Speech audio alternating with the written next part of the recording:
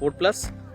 তো এই যে পর্দার শুটিং করছে, কি বলবেন, কেমন লাগছে আপনার অনুভূতি কিরকম? ভালো লাগছে, বাচ্চা মেয়ে যেটাই করছে ভালো লাগছে। আমি তো ভাবিও নি হঠাৎ এরকম একটা সুযোগ, আমার জন্য খুশিরই খবর।